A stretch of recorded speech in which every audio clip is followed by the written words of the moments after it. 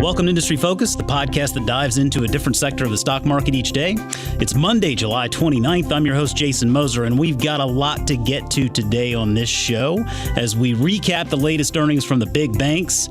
We're going to get to a couple of listener questions here on payments and crypto, and we're going to roll some ones to watch into those emails as well. And joining me in the studio back from his vacation in sunny Key West, and he's a year older, folks, certified financial planner, Mr. Matt Frankel. Matt, how's it going? Pretty good. It was good to be back in my old hometown. We lived in Key West for 5 years, and it was good to show the kids where mom and dad met and all that good stuff. You know, I feel like I jumped the gun and I probably said back from sunny Key West, assuming that it was sunny, but I got to believe it was pretty good weather. Oh, it was beautiful. And you're from South Carolina, so you know how hot the summers could be here. Oh, yeah. It was actually cool. It was actually cooler down in Key West than it was here. You probably get a nice little breeze off the ocean there, huh? About 88 degrees and island breezes every day. It was really nice. Sounds like my kind of place. Well, while you were gone, we had a lot of the banks here who have reported earnings. The big banks, at least, got us kicked off here for Earnings Palooza. We had reports from Wells Fargo, JP Morgan, Citigroup, you name it, and Bank of America. And we were talking about leading into this earnings season.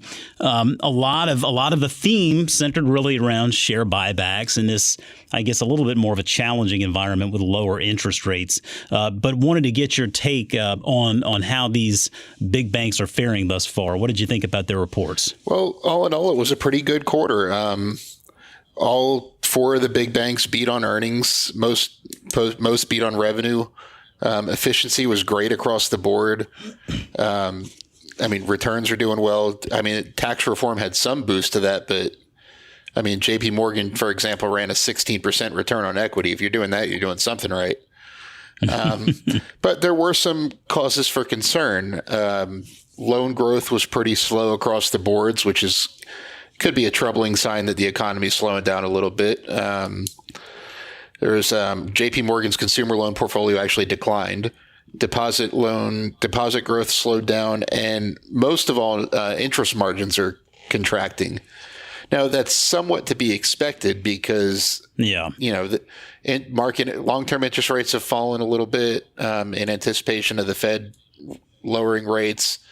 So when long-term interest rates fall, like, say, the bank can't charge as much for an auto loan, you would expect its profit margin to go down a little bit. So the magnitude of the interest margin drop kind of caught investors by surprise. Like Bank of America completely missed its projections for interest margin. JP Morgan reduced its full year guidance for interest income. So that was a bit of a disappointment. But other than that, interest rates will rise and fall over time. You can't really do anything about it. So banks are doing well from a long-term investor's perspective. Interest rates might squeeze margins a little bit more in the near term. Yeah, and I think you're right. Generally, it seemed like leadership for the most part was bullish on the consumer. They felt like it was a good consumer environment, and so that comes and goes as well. Just to put a little context around the share buybacks, I was looking through these banks to put some numbers around it. Citigroup spent $3.5 billion in the quarter on buybacks. JP Morgan spent $5 billion on repurchases. Wells was about $5 billion as well, and then Bank of America $6.5 billion in buybacks. So I think that kind of goes along with the theme that you were talking about here a couple of weeks ago. And given that these banks really all just got the green light to buy back even more stock, not terribly surprising. Now, that's always, I think, part of the thesis with investing in banks is that they are going to return some value to shareholders in the form of buybacks and dividends. I'd rather see them raise those dividends a little bit more, but either way, they're going to have an effect on that bottom line pricing that we're getting as shareholders. Yeah, and the banks especially, like you said, they're buying back stocks so quickly. Just kind of to name one example, Citigroup grew its earnings 12% year over year, but it reduced its outstanding shares by 10% year over year. So, in other words, almost all of its earnings growth can be traced back to the buyback itself and not actual growth. I mean, their loans grew by 1%, deposits grew by 2%, margins, like I said, actually dropped. So it's not like Citibank's doing 12% better than they were last year. It's just they bought back a ton of stock, so there's less shares to distribute their profits amongst. Yeah, and I think also, Citigroup is the one that stood out to me just because of, looking back in history. I mean, you go back to 2008, 9, 10, where, I mean, these banks were really in a load of trouble. And, I mean, some listeners may remember that Citibank actually executed a reverse split because their share price was in the tank, and they needed to do something in order to attract investment and stanch the bleeding a little bit. But, I think that back then we were all looking at Citigroup as one of the weaker banks, one of the banks with a little bit more in a bit more of a precarious position. And it's not to say that fast forward to today, it's been a great investment. But by the same token, you look at the 10-year chart for Citigroup. I gotta tip my cap to them for getting this thing back under control, because I mean, you would have made money owning those shares over the last 10 years. Yeah, I mean, I think if you look back before the crisis, I think their split adjusted all-time high is something like $600. So They're not quite there yet. But no, the Citigroup, even after the split, was a small fraction of where it is today. And I mean, if you had told me, not just looking at the stock price, but if you had told me 10 years ago that Citigroup was going to be the most efficient of the big four banks, which it was this quarter, it was 56%. The rest were at 57 or higher. So it was the most efficient bank. It was running a 10% return on equity, which isn't great, but is good. And I would, and buying back 10% of its outstanding shares a year, I would have called you crazy. And look, here we are. Here we are indeed. All right. Well, so I'm going to put you on the spot here with that in mind. Looking out 3 to 5 years as we do when it comes to our investments, if you're looking at these four banks, Citigroup, JP Morgan, Wells Fargo, and Bank of America, is there one of those four banks that comes out of this earnings season looking a little bit better to you than the other three? Bank of America, and I know I'm always on Bank of America's side, and I'll tell you why in this case. Bank of America had by far the best loan and deposit growth of all the big four banks. I noticed that. Something like 6%, wasn't it? It was 4% loan growth and 6% deposit growth. JP Morgan was second place, and they had 2% loan growth. Man. So, and Wells Fargo is obviously not allowed to grow right now. Citigroup, I just mentioned, grew its loans by 1%. So 4% loan growth in that environment looks pretty good. And I love Bank of America's management. I think they've done a fantastic job since the crisis. I think they're the biggest turnaround story. Citigroup's done well since the crisis, but Bank of America has, Warren Buffett just bought a ton of it a few years ago and continues to buy more. There's a reason for that. It's because it's probably the best run of the big four banks right now, in my opinion. Okay, good stuff. Let's move on over to an email we got from a listener. This comes from Stock Advisor member Gary J. Gary asks, he says, "Hi, from a PayPal, MasterCard, and Square investor. I'm both concerned and curious about the possible effects that cryptocurrency could have on the war on cash stalwarts and fellow travelers. Just the perception of a possible disruption in the digital payment space could be enough to send the stocks tumbling, even if the perception is wrong and the companies behind the stocks are as robust as ever. Then there's the possible reality that the perception is real. Can we envision a world where the digital payment companies peacefully and profitably coexist with cryptocurrency, or is that world unlikely to emerge in the next 10 or 15 years? And Matt, I wanted to bring this in because, we get to talk a lot about crypto and payments on this show. And I like the question because I guess when I think about the payment space, I think cryptocurrency to me is addressing a different need or a different issue. I can certainly see a world where they peacefully coexist. I don't see a world necessarily where crypto is supplanting these payment companies, but that's just my point of view. What's your take? Well, I think it's actually kind of incorrect logic to think of the payments companies and cryptocurrencies as two different things. If you look at Square integrated Bitcoin trading over a year ago, and Jack Dorsey is a big fan of cryptocurrencies. So, and the other ones you mentioned, Visa, PayPal, MasterCard, I believe all three of those are partnering with Facebook for its new Libra cryptocurrency. Right. So these companies know that cryptocurrencies are a real thing. They know that there's some future potential, whether you love the current cryptocurrencies or not. They know there's definitely future potential in digital assets like that. And they're not just sitting on their heels right now. They're actively making investments in blockchain technology, actively looking at ways that cryptocurrencies can be integrated into their existing businesses. So I don't think of them as two different things or even things that would have to coexist. I think that, I mean, if it turns out that cryptocurrencies really start gaining traction, they're going to be a big part of the four companies we just mentioned. Well, that's a very good way to look at it.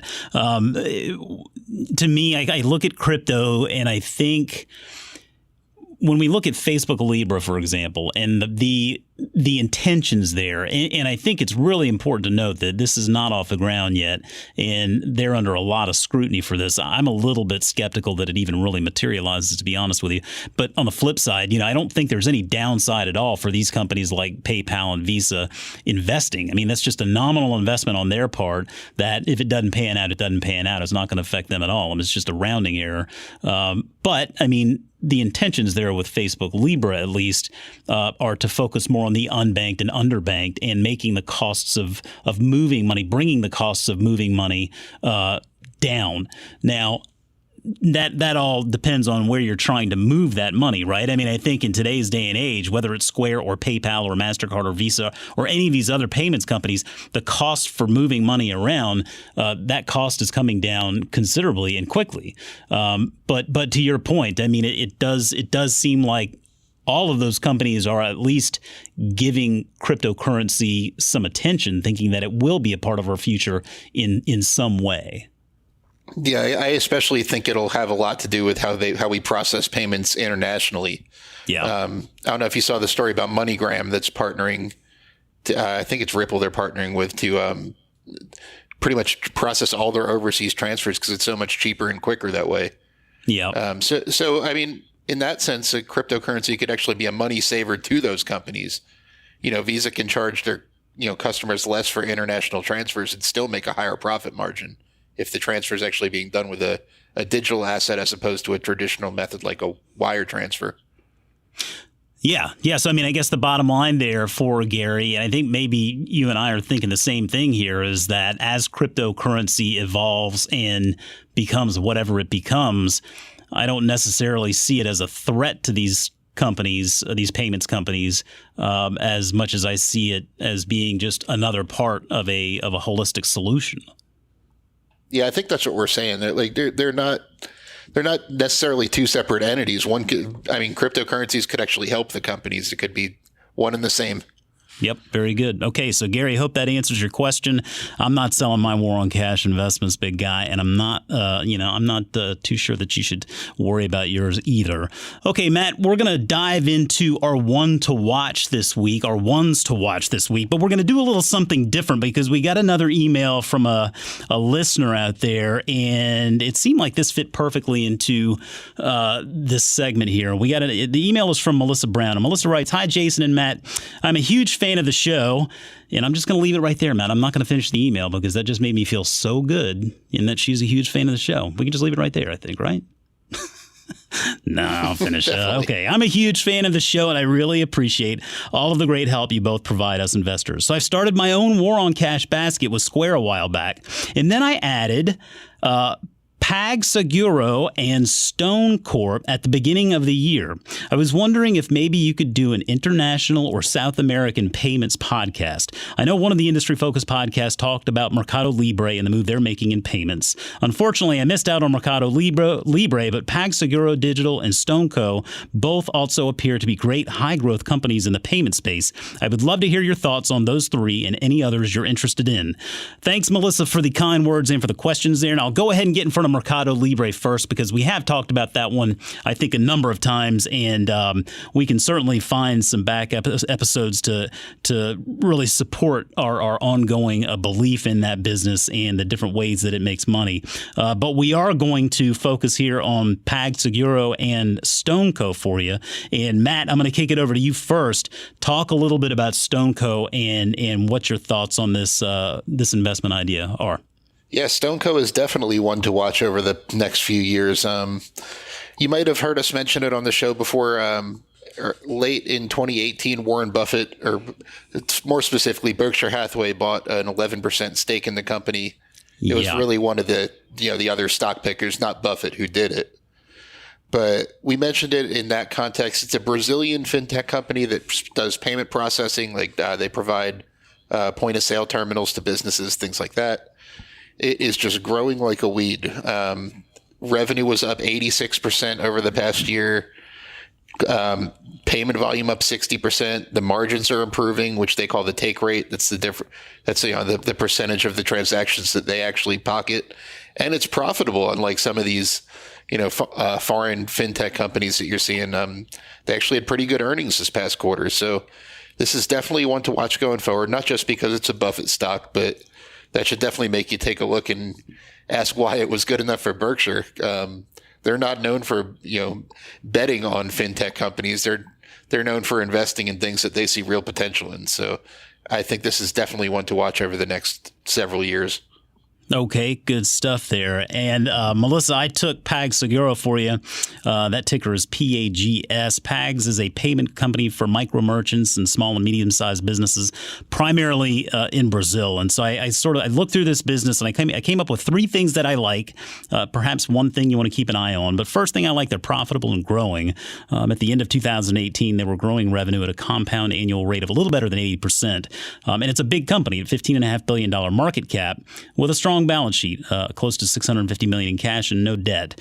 It is a fairly new IPO, just got going public a little bit more than a year ago, so that's always worth remembering. But I also like brand awareness there. It's a very competitive space for sure, and they state in their annual report specifically that PayPal and Mercado Pago are competitors. Now, according to Google Trends in August 2017, for every 100 Google searches for the term PagSeguro, there were 21 for the term Mercado Pago and 23 for the term PayPal. So it does seem like PagSeguro certainly has some brand awareness there, which I think matters when you're going up against companies like PayPal and Mercado Pago. And the numbers are impressive. I mean, looking through their last conference call, their total payments volume reached 24.4 Brazilian reals.